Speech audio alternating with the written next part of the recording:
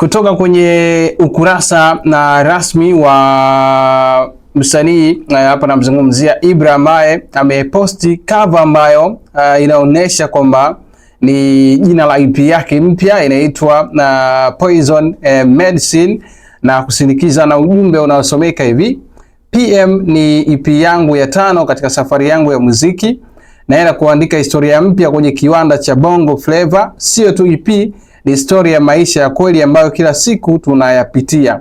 PM EP is coming out soon. Akaweka emoji za makopa mawili ambapo moja limevunjika alafu moja liko sawa, lakini kwa faida nikukumbushe EP hiyo kama itafanikiwa kutoka, ingawa Ibra hajaweka wazi ni lini, lakini kwenye EP zilizopita aliachia EP yake ya kwanza inaitwa Steps mwaka 2020, alafu akaja akaachia EP inaitwa Karata 3. EP hiyo ilitoka mwaka 2021, alafu akaja kuachia EP yake ya 3 inaitwa Air Piano, ilitoka mwaka 2024, alafu akaja akaachia EP yake inaitwa Love Session, ilitoka tarehe 1 mwezi wa pili mwaka 2025, ikiwa ina nyimbo 3. Wimbo wa kwanza unaitwa Wote, wimbo wa pili unaitwa Apite, na wa mwisho unaitwa Chozi. Sasa hizi hapa ni miongoni mwa project zake ambazo zilifanya poa sana wakati Ibra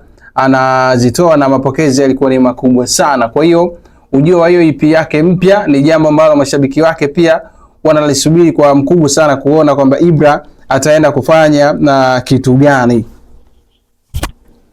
Kuona kwamba ataenda kufanya kitu gani kuelekea sasa kwenye ushindani ambao kwa sasa hivi umekuwa ni mkubwa sana. Wasanii wanaachia project zao na zimekuwa zina mapokezi makubwa sana. Kwa hiyo kwa Ibra kutangaza kuachia EP yake ni jambo la kusubiri. Tumeona Fresh Boys wameachia EPs, inafanya poa sana. Kwa hiyo kwa Ibra pia kutangaza kuja na EP yake, Loni Boy pia ameachia EP. Kwa hiyo ni kile ambacho kinasubiriwa kutoka kwa wasanii hawa ambao tuko nao kwa hapa nchini Tanzania.